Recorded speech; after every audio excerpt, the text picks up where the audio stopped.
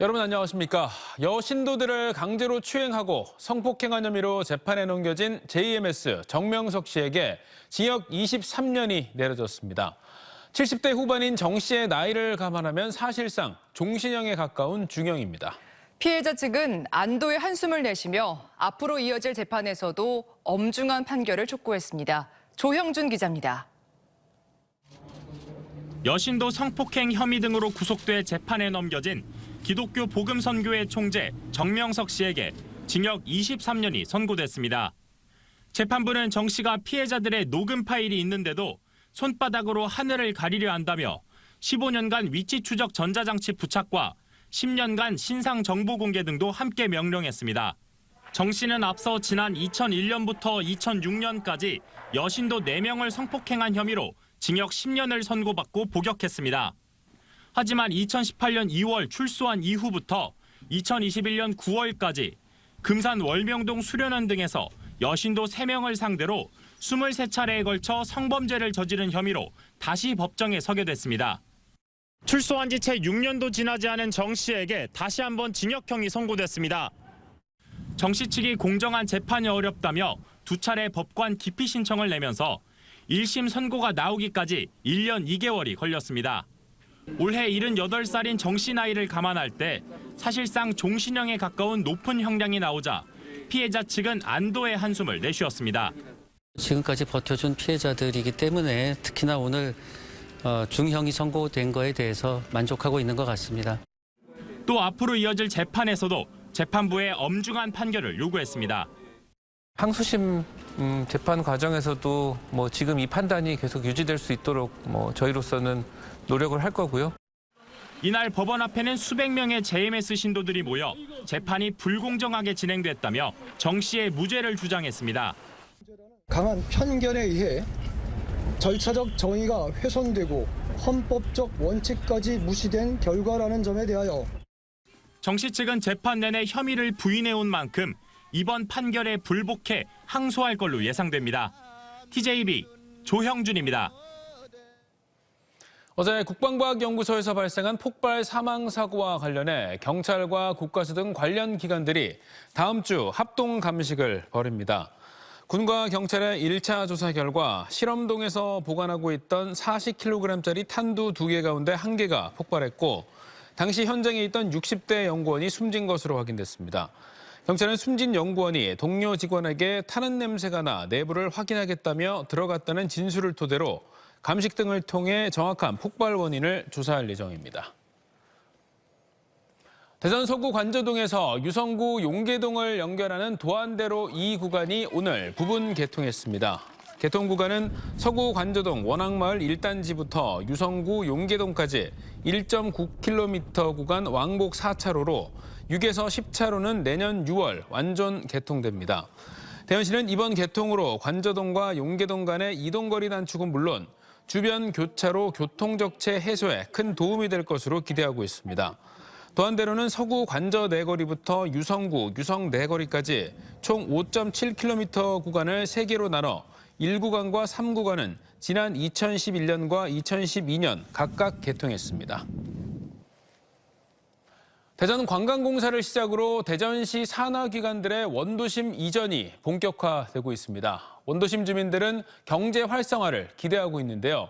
정작 원도심에 있는 정부 산하기관들이 서구나 유성구로 이전을 검토하고 있어 논란이 되고 있습니다. 김성민 기자가 취재했습니다.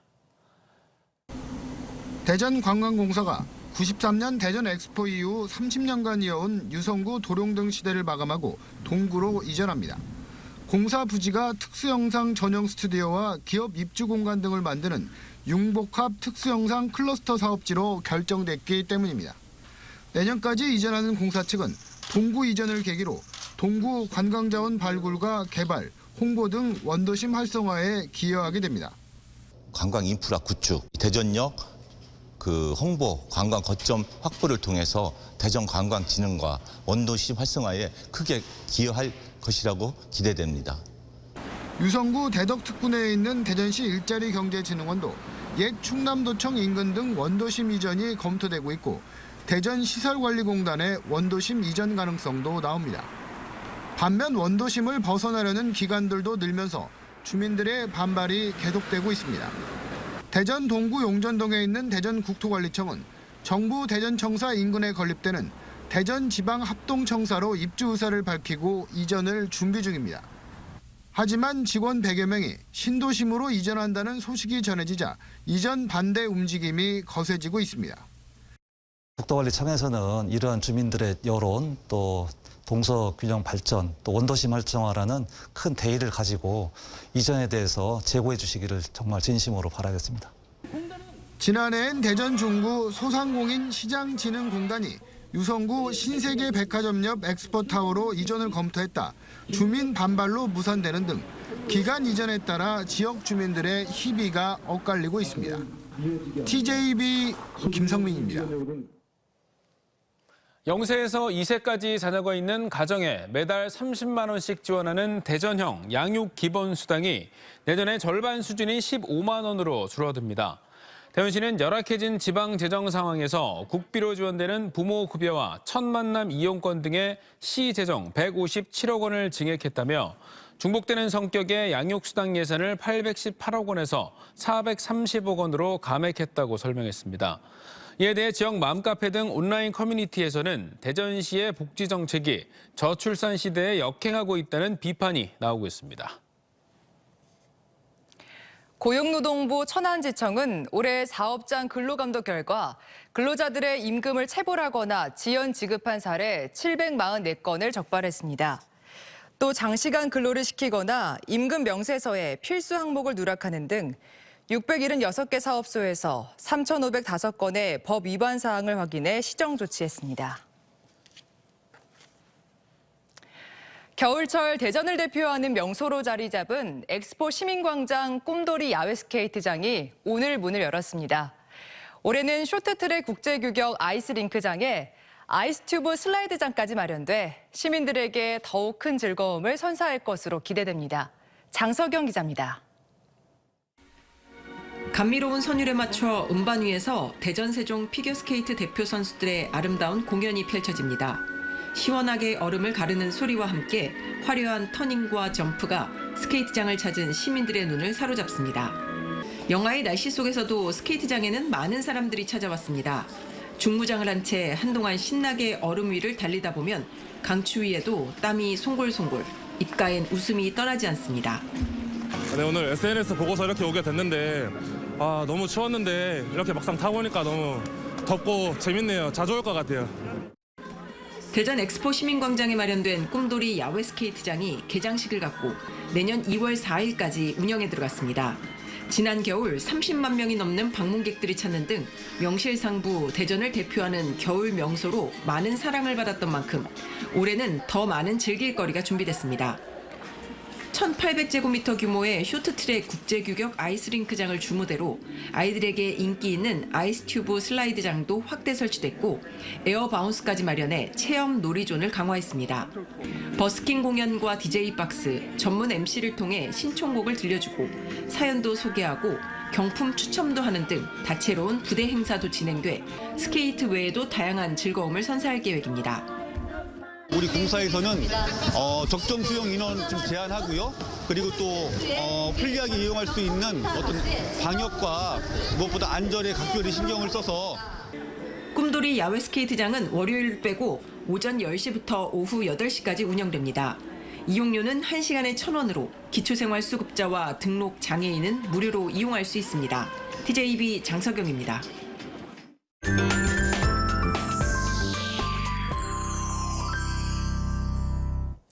성탄절 연휴를 앞두고 우리 지역에서도 가족, 연인들이 함께 즐길 수 있는 풍성한 공연들이 마련됐습니다. 한국 창작 뮤지컬로 최근 일본에서 호평을 받은 신비한 가와 국립오페라단의 초청 공연이 무대에 오릅니다. 성탄절 연휴에 볼만한 공연 소식을 조희원 기자가 전해드립니다. 100년 전통의 칼국수집 태평국수를 배경으로 펼쳐지는 창작 뮤지컬 신비한 가. 대중성과 예술성 두 마리 토끼를 잡았던 연극 신비한 요리집 백년국수를 뮤지컬로 재탄생시킨 작품입니다. 가택신앙이라는 한국적인 소재와 국악의 만남을 통해 지금껏 잊고 살았던 우리의 것에 대한 가치와 중요성을 떠올리게 합니다. 집이 재건되는 과정과 한 청년의 마음이 치유되는 과정을 동시에 다루고 있습니다. 그래서 연말에 보시기에 가족의 사랑과 함께 또 어떻게 살아갈 것인가에 대한 좀 철학적인 질문을 담고 있다고. 신비한가는 최근 일본 도쿄에서 열린 K-뮤지컬 로드쇼인 아시아에 참가해 큰 호평을 받으면서 한국 창작 뮤지컬의 해외 진출 발판을 마련했습니다. 18세기 이탈리아 볼로냐를 무대로 비밀리에 결혼한 한 쌍의 연인의 이야기를 유쾌하게 표현한 국립오페라단의 치마로사 비밀결혼이 계룡 문화예술의 전당 무대에 오릅니다. 신성 로마 제국의 황제인 레오폴트 2세가 모차르트보다 더 사랑한 작곡가 치마로사의 이야기를 다룬 2막짜리 오페라로 오페라가 지루하고 재미없다는 고정관념을 깨뜨리는 유쾌한 작품입니다. 비밀 결혼을 둘러싼 한 가족의 아주 유쾌하고 통쾌한 코미디극인데요. 성탄절을 앞두고 한 가족이 모두 와서 함께 즐기실 수 있는 그런 작품이니까 많이 오셔서 성탄절 분위기가 물씬 풍기는 공연들도 다채롭게 펼쳐집니다. 국악밴드와 네팔 전통춤, 다문화 패션쇼 등 다문화 가족이 함께 즐기는 축제가 성탄절 당일 국립중앙과학관에서 열립니다. 온 가족이 함께 즐길 수 있는 퍼포먼스 듀오 매직트리의 매직 콘서트가 당진 문예의 전당에서 개그와 마술이 어우러져 대학로에서 유명한 1인 서커스 231쇼와 더 해프닝 쇼가 아산 코미디홀에서 열립니다. TJB 조혜원입니다. 국제 라이온스 협회 356B 대전지구가 2023 모범 청소년 장학금 전달식을 갖고 장학생 86명에게 1인당 50만 원씩 4,300만 원의 장학금을 전달했습니다. 이번 전달식은 대전과 금산, 계룡시에 거주하는 모범 청소년을 대상으로 대전지구 회원들이 모금한 봉사금과 재단 지원금을 모아 전달했습니다.